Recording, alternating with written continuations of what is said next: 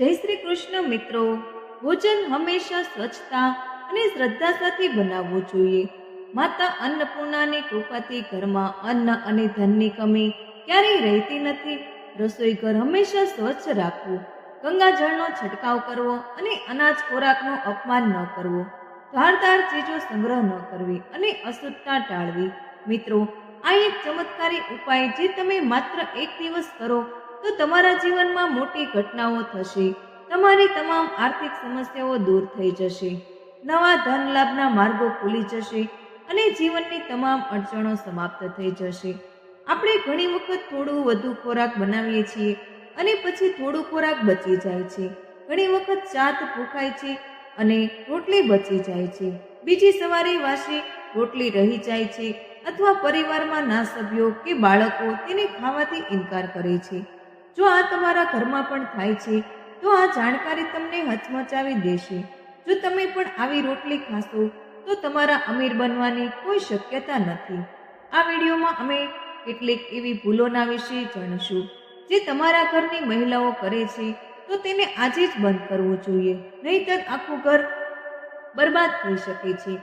જો તમારું જીવન માત્ર સમસ્યાઓથી ભરેલું છે અને તમને કોઈ રસ્તો દેખાતો નથી, તમારો બિઝનેસ, ફેક્ટરી, નોકરી, દુકાન કંઈ પણ ન ચાલતી હોય, જો તમે દરેક જગ્યાએથી નુકસાન જ ભોગવી રહ્યા છો, તો આ સમસ્યાનો એક ઉપાય છે. આ ઉપાય ફક્ત એક દિવસ કરો અને થોડા જ દિવસોમાં તમે જોશો કે તમારા જીવનમાં કેટલું મોટું ચમત્કારિક બનાવટ થઈ ગયું છે. નવા ધન લાભના માર્ગો ખુલી ગયા છે, જીવનની તમામ અડચણો દૂર થઈ ગઈ છે અને તમે ની સુખ સમૃદ્ધિ મળે છે. રસોઈમાં ક્યારેય આ ભૂલ ન કરવી જોઈએ. શાસ્ત્રો અનુસાર જે વ્યક્તિ રસોઈમાં આ ભૂલ કરે છે તે ક્યાં પણ ગરીબ થઈ જાય છે અને આખા પરિવારને આખું પરિણામ ભોગવવું પડે છે. શાસ્ત્રોમાં શ્રેષ્ઠપણે કહેવામાં આવ્યું છે કે જો ઘરમાં માતા અન્નપૂર્ણાનો નિવાસ છે તો તેના સાથે બધા દેવી દેવતાઓ પણ રહે છે. ફક્ત રસોઈ ઘરમાં જે લોકો આ કામ કરે છે તેમના ઘરમાં ક્યારેય અન્નધનની કમી રહેતી નથી.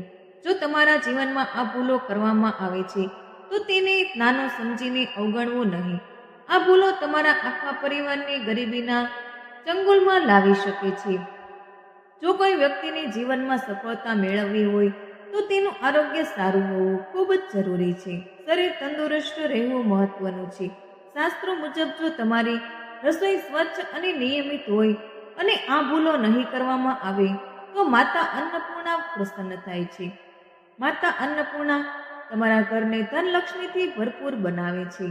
કેટલાક ઘરમાં મહિલાઓ ભોજન બનાવતા પહેલા સ્નાન કરતી નથી, હાથ પગ સાફ કરતી નથી, રસોઈના સમયે હાથ મોઢ પર મૂકે છે અને પછી ભૂલથી જમવાનું બાંધે છે. આ કારણે ભોજનમાં અશુદ્ધ આવી જાય છે. આ પ્રકારનું ભોજન ખાવાનું આવવાથી પરિવારના સભ્યો બીમાર પડે છે. માતા અન્નપૂર્ણા નારાજ થાય છે અને આવા ઘરોમાં ગરીબી વાસ કરે છે. આવા લોકો કદી સફળતા મેળવી શકતા નથી અને રાહુ કેતુનું નકારાત્મક પ્રભાવ પડે છે. શાસ્ત્રો કહે છે કે જો રસોઈનું સ્થાન ગંદુ હોય તો તેનો ખરાબ પ્રભાવ માત્ર રાહુ કેતુ પર જ નહીં પણ ઘરના કમાવનાર વ્યક્તિ પર પણ પડે છે, જેનાથી તે ધીરે ધીરે ગરીબ બની જાય છે. તેથી તમારે હંમેશા રસોઈ ઘર સાફ રાખવું જોઈએ અને તેમાં ગંગાજળનો છંટકાવ કરવો જોઈએ. આ રીતે માતા અન્નપૂર્ણા ઘરમાં સમૃદ્ધિ લાવે છે. ઘરમાં વધારે ધારદાર વસ્તુઓ નહીં રાખવી જોઈએ. આથી પરિવારમાં તણાવ અને ઝઘડા થાય છે. તમારે રસોઈમાં 1 કે 2 ચાકુ જ રાખવા જોઈએ. જો એવા ચાકુ જમા કરેલા હોય કે જેને તમે ઉપયોગમાં નથી લેતા તો તે અયોગ્ય છે. આવી વસ્તુઓ ઘરમાં રાખવાથી નકારાત્મક ઉર્જા આવે છે અને તેનો ખરાબ અસર થાય છે. ક્યારેય રસોઈની સામે જૂતા, ચપ્પલ, ઝાડુ કે પોચું નહીં મૂકવું જોઈએ.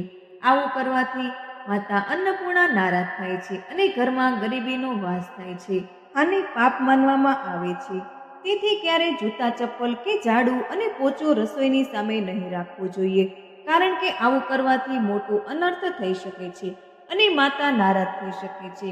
મહિલાઓને ક્યારેય રસોઈમાં ભોજન બનાવવું વખતે ખાવું નહીં જોઈએ. આ કરવાથી માતા અન્નપૂર્ણાનો અપમાન થાય છે. આવી પ્રવૃત્તિથી ઘરમાં ગરીબી રહે છે અને માતા લક્ષ્મી નારાજ થઈને ઘર છોડી દે છે. ભોજનમાં વારંવાર વાળ મળવો અનાદરપૂર્વક ખાવું વગેરે રાહુ કેતુના દોષને આકર્ષે છે. ગાય સેવા, શિવ પૂજા અને સત્કર્મોથી એ દૂર થઈ શકે છે.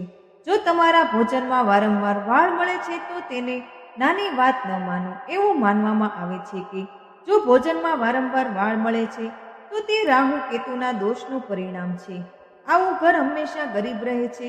તેથી ભોજનમાં ક્યારેય આવવા દેવું નહીં, કારણ કે તે માતા અન્નપૂર્ણાનું સૌથી મોટું અપમાન છે અને તે ખૂબ નકામો અભાગ્ય માનવામાં આવે છે.